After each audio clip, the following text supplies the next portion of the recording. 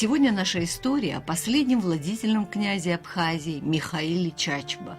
Сын Сефербея Чачба и Тамары Дадиани, как и все предыдущие владетели, проживал в селе Лохна.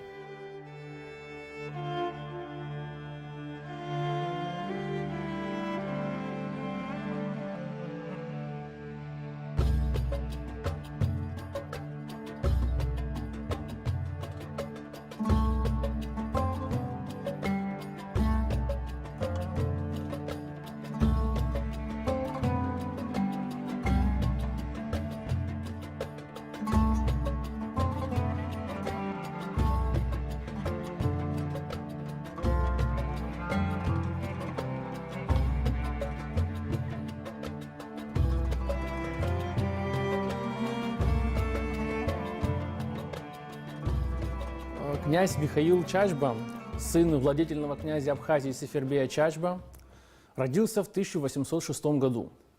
Он получил классическое горское воспитание у убыхского князя Хаджи Берзека Дагамуку. Уже с ранних лет он отличался смелостью и бесстрашием. Он был великолепным наездником, великолепным охотником. Свои воинские качества он проявил в полном объеме в 15 лет, когда на стороне своего старшего брата, владетельного князя Дмитрия, он воевал с войсками князя Асланбея. Он получил из рук генерала Горчакова Георгиевский крест и свой первый офицерский чин. После скоропостижной гибели своего старшего брата Дмитрия по ходатайству генерала Ермолова император назначает Михаила владетельным князем Абхазии. И уже к 1840 году Михаил сумел достичь своей основной цели. Он сумел централизовать Абхазское княжество. Как отмечал историк Станислав Зосимович Лакоба, Михаил управлял Абхазией фактически независимо. Он подчинялся напрямую императору, тогда как многие князья подчинялись кавказской администрации. Михаил же подчинялся напрямую императору. Нужно отметить, что Михаил являлся обладателем большой коллекции оружия. Понравившемуся гостю в знак уважения Михаил мог подарить коллекционное оружие. Так, например, он поступил с бароном Тарнау. Он подарил ему коллекционное ружье. Свой наивысший подвиг князь Михаил совершил в период Крымской войны, когда российские войска в Абхазии попали в ловушку. Когда в 1854 году англо-французская эскадра блокировала Черноморское побережье Кавказа, а с севера стали наступать горцы под командованием наиба имама Шамиля Мухаммеда Эмина. Вывести их из окружения мог только князь Михаил. Командующий на Кавказе генерал Воронцов сообщал императору о плачевном состоянии Черноморской береговой линии, на что император отвечал ему, что положение на Черноморской береговой линии плачевно, но помочь этому ни в моих, ни в твоих силах. Частью войск на войне придется пожертвовать, хотя скрипя сердцем. К счастью, этим печальным прогнозом императора не суждено было осуществиться, благодаря умению и доблести князя Михаила, который фактически без потерь вывел российские войска вместе с их семьями и казной и передал их генералу Миронову. За этот подвиг князь Михаил был удостоен ордена Белого Орла, а после окончания Крымской войны он был удостоен наивысшего звания Российской империи орденом Александра Невского. Когда началась Крымская война, в 1854 году англо-французская эскадра блокировала Черноморское побережье Кавказа, а с севера стали наступать горцы под командованием наиба Шамиля Мухаммеда Эмина. Таким образом, российские войска в Абхазии попали в ловушку. Вывести их мог только князь Михаил. Командующий на Кавказе генерал Воронцов сообщал императору о плачевном состоянии Черноморской береговой линии, на что император отвечал ему, что наши войска находятся в плачевном состоянии, но помочь им ни в моих, ни в твоих силах. Нужно сказать, что князь Михаил уже под конец своего правления был удостоен 8 орденами Российской империи. и был единственным на тот момент абхазом, который дослужился до чина генерала-адъютанта. После окончания Кавказской войны князь Михаил был арестован и сослан в Воронеж.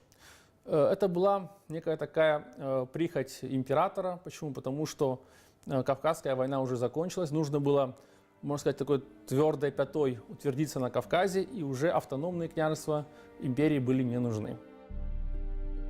В его роскошной коллекции оружия находилось одно ружье, изготовленное специально для него пражскими мастерами.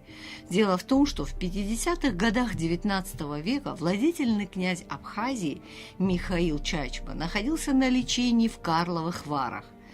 Изготовил ружье известный всему миру пражский мастер Винсент Антонин Лебеда. Мы разыскали это уникальное оружие в запасниках Абхазского государственного музея.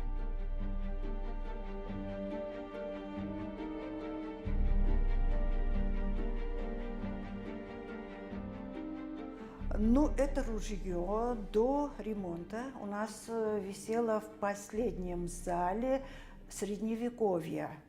И оно показывалось там, где рассказывали мы о присоединении Абхазии к России, о войне Кавказской и так далее.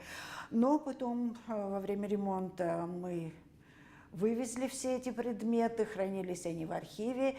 И вот после архива, после того, как мы вернулись в свое помещение, мы вынуждены были многие предметы реставрировать, в том числе и это оружие. И как только снова откроется зал, последний зал Средневековья, это ружье будет выставлено для обозрения. А пока, к сожалению, ее видим мы только сотрудники фондов, которые время от времени смотрим, чтобы никаких изменений не происходило. Отреставрировали очень старательно, в общем-то, почти своими силами, с консультацией знающих людей. И оно находится сейчас в прекрасном состоянии. Но в скором времени фондовики с ней распрощаются, и оно будет выставлено для обозрения. Ружье очень нас заинтересовало, и мы решили спросить о нем у художника-оружейщика Тимура Дзидзаря, что отличает это орудие от всех других. Прежде всего, оно со сменными стволами. Есть два ствола, один нарезной, а другой гладкоствольный. Калибры нарезного 11 мм, гладкоствольного 20 мм. Они сделаны, стволы, в технике дамасской стали. Это когда несколько сортов стали складывают в один брикет и потом расковывают кузнечным способом. Рисунок дамасской стали на этом ружье есть такое название «букетный Дамаск». Это очень ценилось в то время и сейчас тоже ценится. Сейчас мало кто делает такие ружья, но в тот период было распространено. Открыв эту мастерскую, он поставил себе цель производить оружие не массово, а в небольших партиях, и старался всегда сделать другое оружие не похожим на предыдущее. Ну, я имею в виду в отделке, применении различных материалов и так далее. Данное ружье, оно видно, что оно было изготовлено для человека, который имеет привилегированный статус, потому что на шейке приклада вставлена монограмма из серебра, на которой написано, выгравировано имя тому, кому оно принадлежало. Дата изготовления этого ружья, к сожалению, там есть его серийный номер. По этому серийному номеру, это надо будет уже искать в архивах, мы можем узнать дату изготовления этого ружья, но по моим предположениям это 1830-1840, в этом промежутке. Что об этом говорит? В начале изготовления своих ружей Лебеда менял несколько раз надписи своих монограмм И вот та монограмма, которая присутствует, она, во-первых, написана на французском языке. «Лебеда» сделана в Праге. Когда он добавлял слово «Прага», вот эта монограмма «Лебеда», Прага – это период с 1800, с конца 20-х до 40-х годов. Потом он опять менял монограмму, но вот эта монограмма говорит об этом периоде.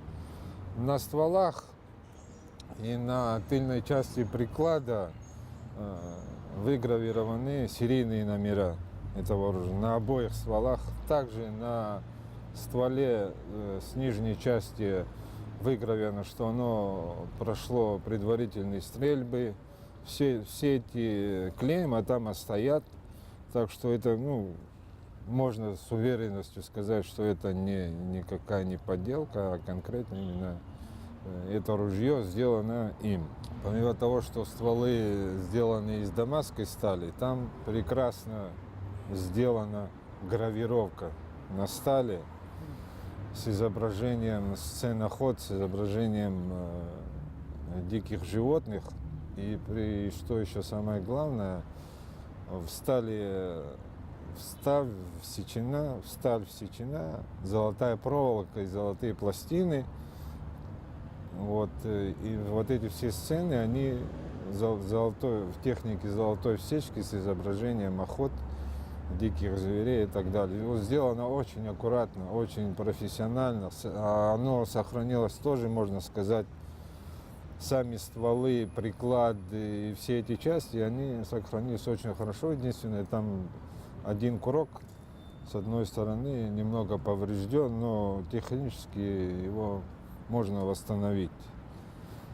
Дальше, что я хочу еще сказать, материал приклад сделан из ореха. На прикладе резьба по прикладу в стиле барокко с изображением орнаментов и портрет, мужской портрет.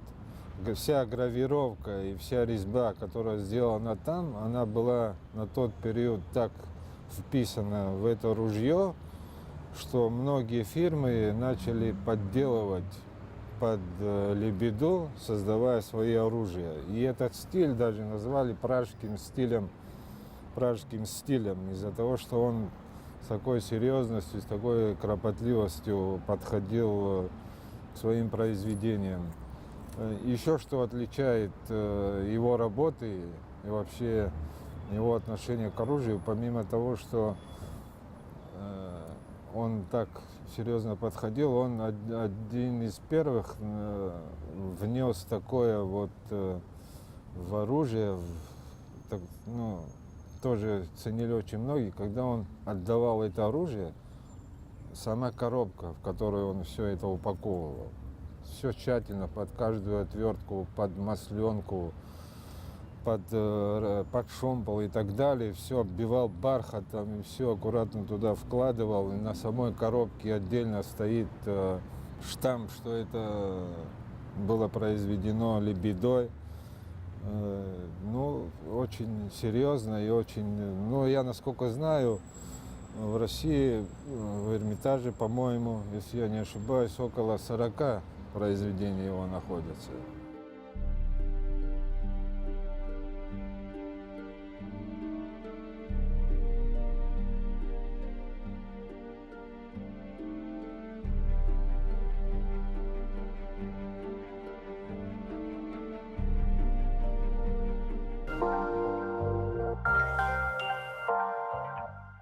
Вообще, последний серийный номер, который был зафиксирован, это 11 тысяч, сейчас точно 11 тысяч 300 с чем-то. У нас, которая находится, оно 4872 номер данного его произведения. Вне зависимости, пистолеты, ружья, разного вида оружия, он не классифицировал и отдельно на них номера не знаю. Он ставил на все по порядку на все свои произведения.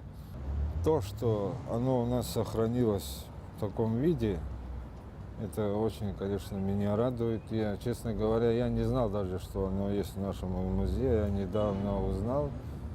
Мне предоставилась такая возможность его увидеть, посмотреть и ознакомиться с ним. И я очень горжусь, что в нашем музее есть такой экземпляр. Они их и даже называли лебедушками. Эти ружья, они очень высоко ценились по дальности боя и по качеству. Никогда не было никаких претензий по техническому состоянию к этим ружьям. Данное ружье шомпольно-капсульное. Да, оно заряжалось шомполом и ставился капсуле. Оно, несмотря на то, что после того, как появился уже патрон, все равно он выпускал эти ружья, потому что был на них спрос. Был на них спрос, и они были такого качества. Ружье коронованной особы. Экспонату уже почти 2 столетия. Однако его сохранность вызывает надежду, что и последующие поколения будут видеть его в экспозиции Абхазского государственного музея.